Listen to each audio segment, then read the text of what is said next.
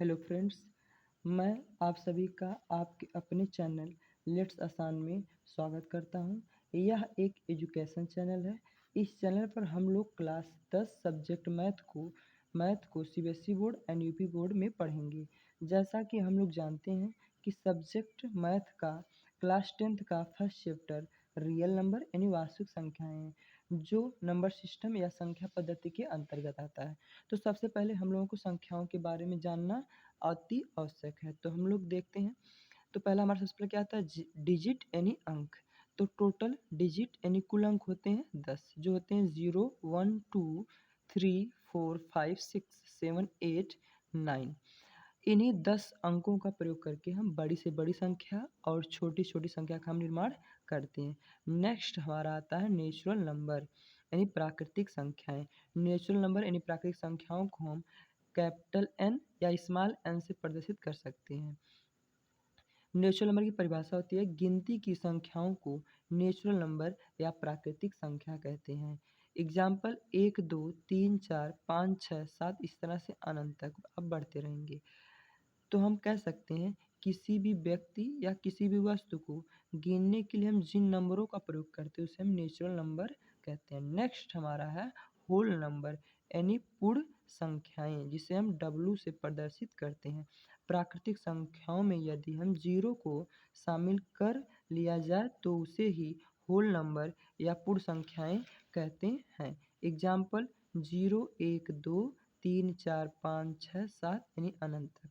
यानी कह सकते हैं हम, अगर नेचुरल नंबर में अगर हम जीरो को ऐड कर लें तो उसे हम क्या कहते हैं, होल नंबर पूर्ण संख्याएं कहते हैं।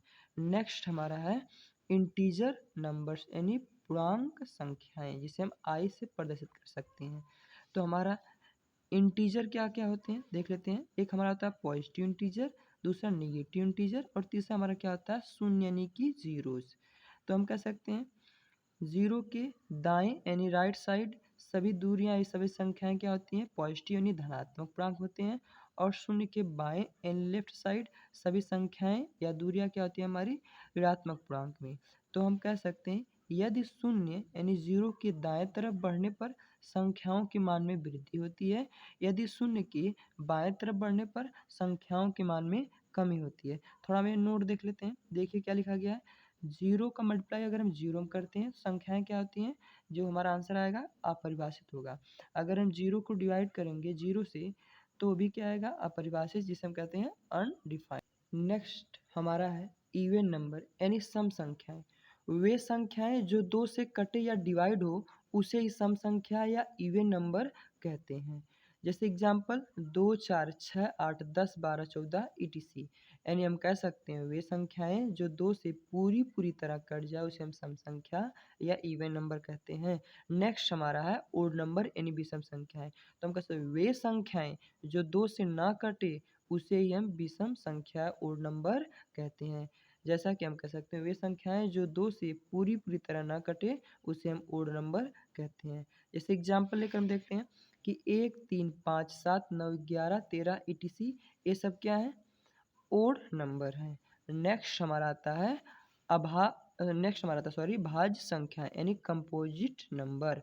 वह संख्याएं जिसके केवल जिसके एक के अलावा दो या दो से अधिक गुणनखंड या फैक्टर हो उसे भाज्य संख्याएं कहते हैं। जैसे एग्जाम्पल लेकर देखिए, 4 किससे कटेगा, 1 से, 2 से और 4 से। तो हम कह सकते हैं एक के अलावा दो गुणनखंड हो या दो से ज़्यादा गुणनखंड हो तो उसे हम क्या कहते हैं, भाज्य संख्या या कंपोजिट नंबर। इस तरह से हमारे आगे 8 के बाद 9 10 12 14 इस तरह से इत्यादि मिलते रहेंगे। अगला हमारा आता है अभाज्य संख्याएं यानी प्राइम नंबर। वह संख्याएं जिसका एक के अलावा केवल एक ही गुणनखंड हो उसे अभाज्य संख्याएं कहते हैं। जैसे हम कह सकते हैं वह संख्याएं जो केवल स्वयं से कटे उसे हम अभाज्य संख्याएं कहते हैं। क्योंकि आपको पता है एक से तो सभी संख्याएं कटती हैं। जैसे देखिए 2 किससे कटता है, एक से स्वयं से 3, एक से स्वयं से 5 भी, एक से स्वयं से, इस तरह से आगे हम खोजते रहेंगे जैसे हमारा आगे मिलता रहेगा। तो हम कह सकते हैं वह संख्याएं जो केवल खुद से कटे उसे हम क्या कहेंगे, अभाज्य संख्या या प्राइम नंबर। अगला हमारा है सहभाज्य संख्याएं यानी कोप्राइम नंबर। वह दो संख्याएं जिसका केवल उभयनिष्ठ गुणनखंड एक हो उसे सहबा संख्याएं कहते हैं। Example 2, 3, 3, 4, 4, 5 ETC। यानी हम कह सकते हैं वह दो संख्याएं जिसका हाईएस्ट कॉमन फैक्टर केवल क्या हो, 2 हो। यानी हम कह सकते हैं 2 और 3 दोनों केवल किससे कटेंगे, 1 से कटेंगे। तो इसे हम क्या कहते हैं, सहबा संख्याएं या कुप्राइम नंबर। अगला हमारा आता है परिमेय संख्याएं यानी रेशनल नंबर। तो हम इसकी परिभाषा क्या होती है, वह संख्याएं जिसे हम P/Q के रूप में लिख सकते हैं लेकिन Q नॉट इक्वल टू 0 हो, उसे ही परिमेय संख्याएं कहते हैं। इसकी एक दूसरी परिभाषा है, वह संख्याएं जिसे हम भिन्न यानी फ्रैक्शन में लिख सकते हैं उसे भी परिमेय संख्याएं कहते हैं। एग्जाम्पल जैसे आप 0 को लिख सकते हैं 0/1, तो इसे हम क्या कहेंगे, परिमेय संख्या है। 4 को भी लिख सकते हैं 4/1, जिसे आप क्या कहेंगे, परिमेय संख्या है। इस तरह से आप आगे इत्यादि यानी आदि संख्याओं को आप लिख सकते हैं और समझ सकते हैं। नेक्स्ट हमारा आता है अपरिमेय संख्याएं यानी इरेशनल नंबर। वे संख्याएं जिसे हम P/Q के रूप में व्यक्त नहीं कर सकते हैं लेकिन Q नॉट इक्वल टू 0 हो।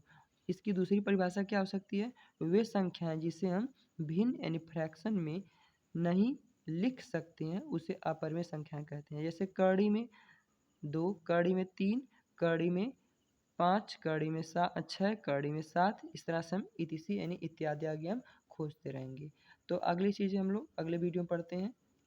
अगली वीडियो में पढ़ते हैं। तब तक के लिए आप लोगों का धन्यवाद।